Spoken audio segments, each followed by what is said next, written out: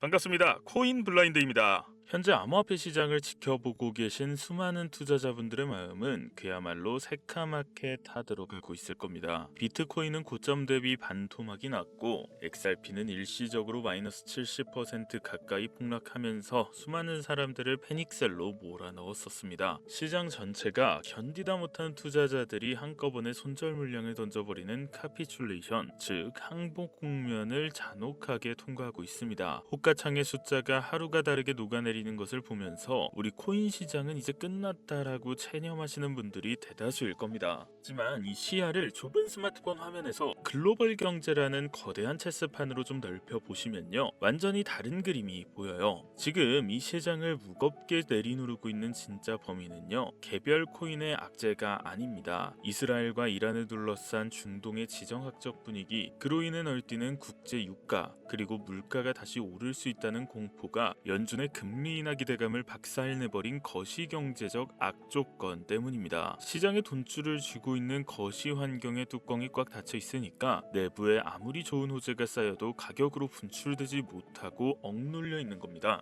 자, 오늘 영상에서는 대중을 속이는 얄팍한 뉴스나 의미 없는 차트 분석은 전부 다 배제하겠습니다. 철저하게 거시경제학적 관점과 세력들의 온체인 데이터를 바탕으로 보이지 않는 곳에서 진행 중인 거대한 부의 이동을 밑바닥부터 파헤쳐 드리겠습니다. 본격적으로 이 지독한 횡보장 뒤에 숨겨진 세력의 진짜 의도를 해부하기 전에 오늘 내용이 여러분의 피 같은 자산을 지켜줄 핵심 인사이트라고 생각이 되신다면 지금 바로 좋아요랑 구독 한 번씩만 꾹 눌러주세요. 여러분의 클릭 한 번이 거대 자본의 횡포에 맞서 진실을 파헤치는 제게 가장 강력한 무기가 됩니다. 자, 여러분, 투자의 세계에서 반드시 명심해야 할 절대 명제가 하나 있습니다. 그것은 바로 가격은 어제를 반영하고 포지션은 내일을 반영한다는 사실인데요. 오늘 당장 1분봉 차트가 어떻게 움직였는지를 백날 들여다봐야 세력의 의도를 절대 읽을 수 없습니다. 우리가 추적해야 할 것은 규제라는 룰이 어떻게 바뀌고 있는지, 스마트머니의 유동성이 어느 지갑으로 쌓이고 있는지, 그리고 블록체인 네트워크 내부의 실제 사용량이 어떤 궤적을 그리며 누적되고 있는지입니다. 이 세 가지 축을 경제학적 렌즈로 뜯어보면 지금의 답답함이 확신으로 바뀔 겁니다. 가장 먼저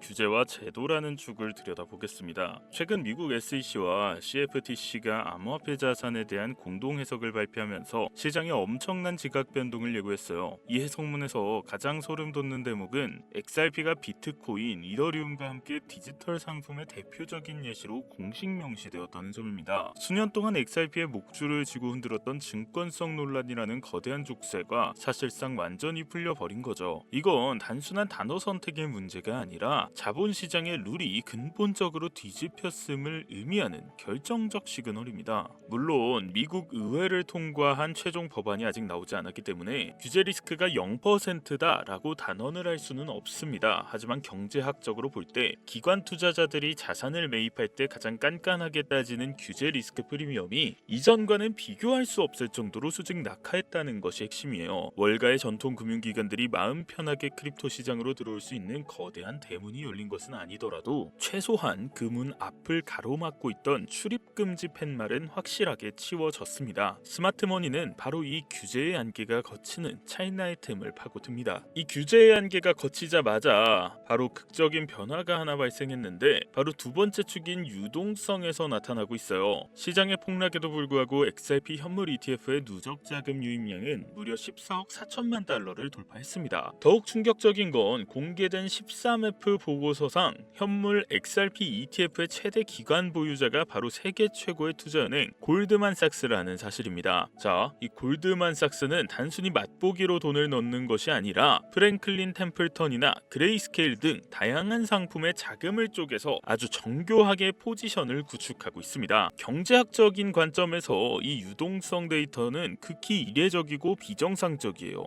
보통 새로 출시된 ETF 상품은 기초 자산의 가격이 꺾이면 모였던 자금부터 썰물처럼 빠져나가는 것이 이 금융시장의 철칙입니다. 가격을 쫓아 들어온 투기적 자금은 손실의 공포를 견디지 못하기 때문인데, 그런데 XRP ETF는 가격이 출시 직전 대비 반토막이 났음에도 불구하고 자금이 빠져나가기는커녕 오히려 견고하게 버티면서 바닥을 다지고 있습니다. 여러분, 이게 지금 들어온 돈이 얄팍한 시세 차익을 노린 게 아니라 기업의 펀더멘털과 시장의 구조적 변화를 보고 들어온 롱머니라는 강력한 증거죠. 대중은 호가창의 파란불을 보며 XRP는 이제 죽었다고 비웃지만 정작 월가의 거물들은 가격의 하락을 비웃으면서 조용히 포트폴리오를 채워놓고 있습니다. 여러분, 이 시장은 겉으로는 끊임없이 악재 뉴스를 쏟아내면서 암호화폐를 의심하게 만들지만은요, 그들의 실제 자금 포지션은 완벽하게 반대 방향을 가리키고 있다는 거예요. 이 거대한 모순 속에서 개인 투자자와 기관의 부의 이전이 발생합니다. 공포에 질린 개미들이 손절한 물량이 가장 안전하고 합법적인 ETF라는 바구니를 통해 골드만삭스 같은 초대형 기관들의 금고로 끝없이 빨려 들어가고 있는 게 지금의 현실이에요. 이런 상황에서 최근 골드만삭스 출신의 한 애널리스트가 2030년까지 XRP가 $1000에 도달할 것이라는 폭탄 발언을 던졌어요. 자, 대중은 열광하거나 혹은 미친 소리라면서 조롱하기 바빠요. 하지만 우리는 그 $1000라는 자극적인 숫자에 매몰되는 게 아니라 왜 월가의 엘리트들이 이런 극단적인 전망을 반복해서 시장에 던지는지 그 이면의 논리를 꿰뚫어 봐야 합니다. 걔네들이 그리는 이 거대한 청사진의